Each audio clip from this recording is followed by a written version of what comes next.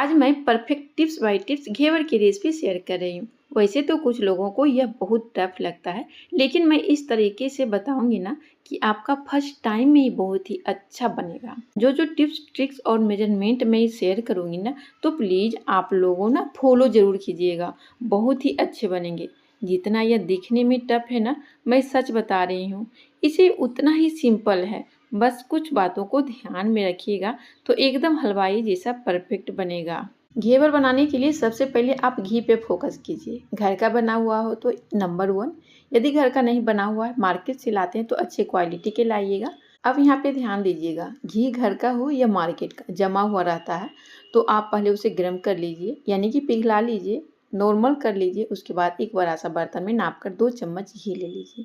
इसमें एक बड़ा सा बर्फ़ के टुकड़ा डालेंगे और इसे 10 से 15 सेकेंड के लिए मिक्स करेंगे। बर्फ़ और घी जैसे मिक्स कीजिएगा, देखते ही देखते वो जम जाएगा। जम जाने के बाद बर्फ़ निकाल लीजिए, एक्स्ट्रा पानी उसमें जो वो भी निकाल लीजिए।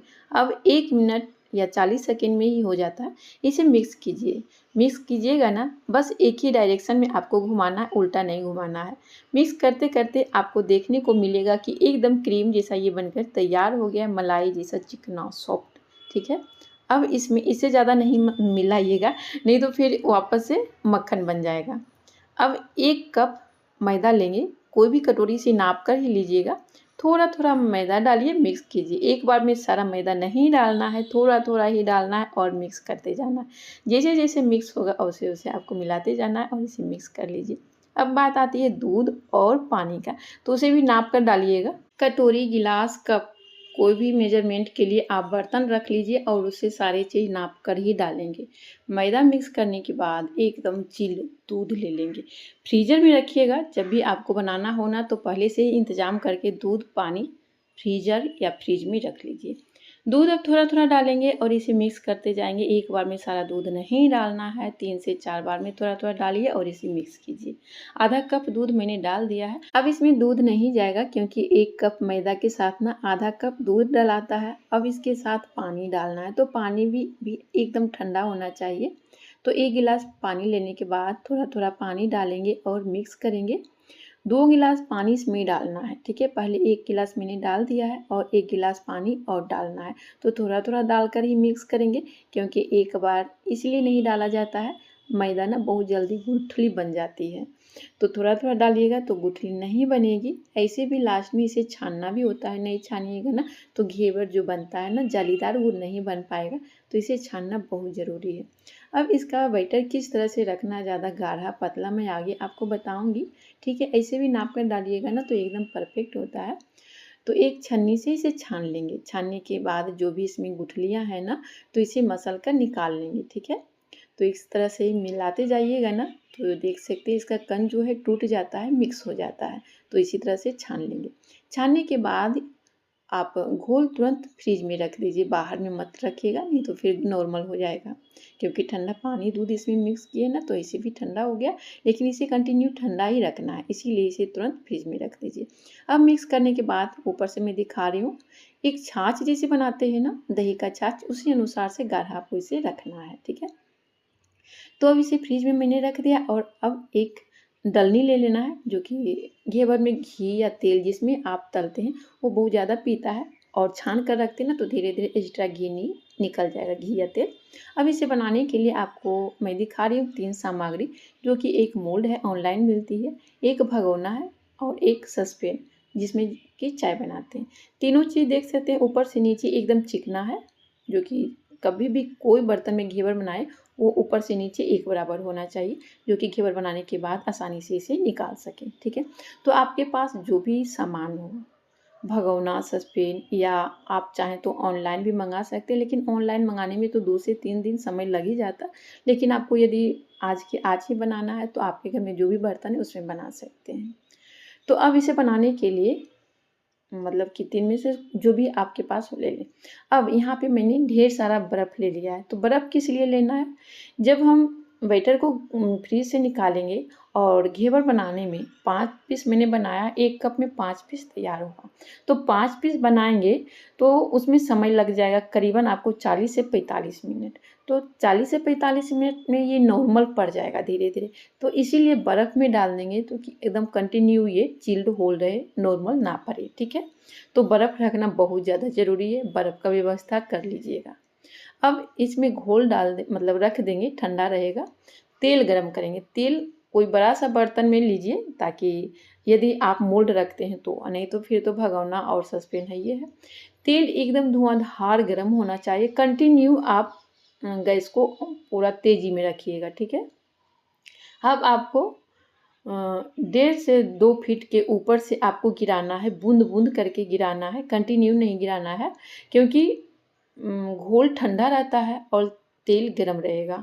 तो यदि आप कंटिन्यू गिराते हैं तो तेल नॉर्मल पड़ जाएगा, फिर ये जालीदार नहीं बनेगा। तो इसीलिए थोड़ा-थोड़ा गिराया जाता है ताकि ये अच्छे से जालीदार बन सके। तो टिप्स बाय टिप्स मैं आपको हर चीज़ बता रही हूँ ताकि आप अच्छे से समझ पाएँ और बिना बिगड़े हुए आप घेवर बना सकते हैं। अब यदि आपको लगे ना कि बीच में पूरा जगह फैल गया है, तो आप कोई भी कलछी से बीच में जगह बना दीजिए, साइड कर दीजिए और फिर वापस से बीच में डालते जाइए। देख सकते हैं जैसे कि आप वीडियो में देख रहे हैं। तो करीबन इसी तरह से करते-करते 3 कलछी मैंने इसमें गिराया है और 3 कलछी में देख सकते हैं कितनी मस्त ये पहला घेवर है। मतलब आज जो मैं वीडियो बना रही हूँ, इसका पहला घेवर है और पहला घेवर ही एकदम मस्त जालीदार बनकर तैयार हुआ है ना? एक भी नहीं बिगड़ने का चांस है। जिस तरह से मात्रा में बताई हूँ बनाने के लिए, उस तरह से आप बनाइएगा ना तो एक भी नहीं बिगड़ेगा।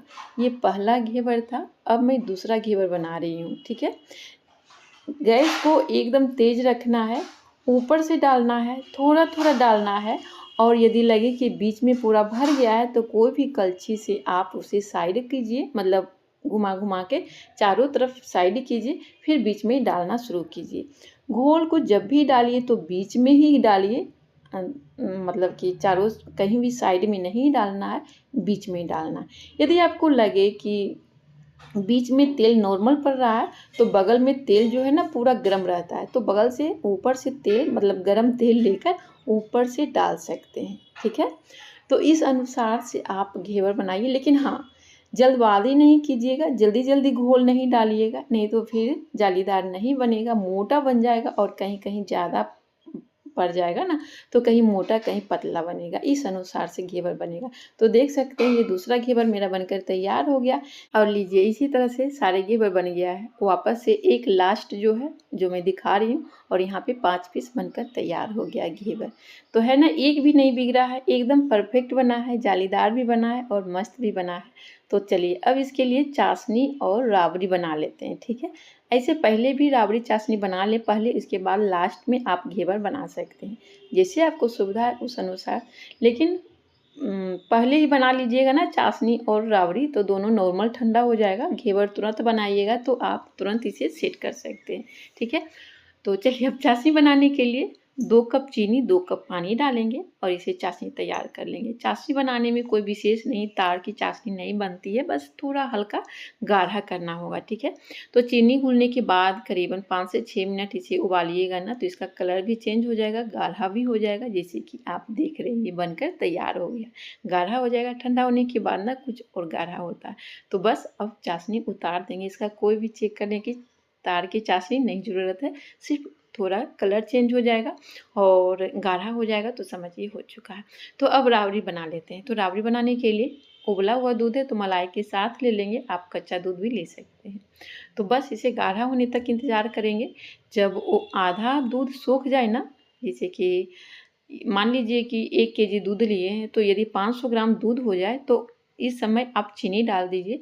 तो चीनी मैं 4 चम्मच डाल रही हूँ क्योंकि चाशनी भी घेवर में पड़ेगा ना तो राबड़ी कम मीठा ही रहता है तो ज़्यादा अच्छा लगता है, ठीक है। आप अपने अनुसार से मीठा कम ज़्यादा कर सकते हैं। हल्का कलर के लिए और फ्लेवर के लिए डाल देते हैं कुछ धागे केसर। यदि केसर आपके पास नहीं है तो कोई बात नहीं, इसकी जगह आप इलायची भी डाल सकते हैं, मतलब इलायची पाउडर भी डाल सकते हैं, उससे भी अच्छा फ्लेवर आता है। केसर से कलर भी थोड़ा हल्का येलो येलो लगता है, देखने में अच्छा लगता है। तो देख सकते हैं केसर मिलने और शुरुआत में केसर डाल देने से ना कलर इसका अच्छा आ जाता है। तो अब ये हो चुका है, लेकिन 1 से 2 मिनट और इसे पकाएंगे। ऐसे भी फ्रिज में रखना है, ठंडा करना है, तो ठंडा होने के बाद ना राबड़ी एकदम गाढ़ा हो जाएगा, ठीक है। तो बस इसी समय गैस ऑफ कर देते हैं और इसे ठंडा होने रख देते हैं।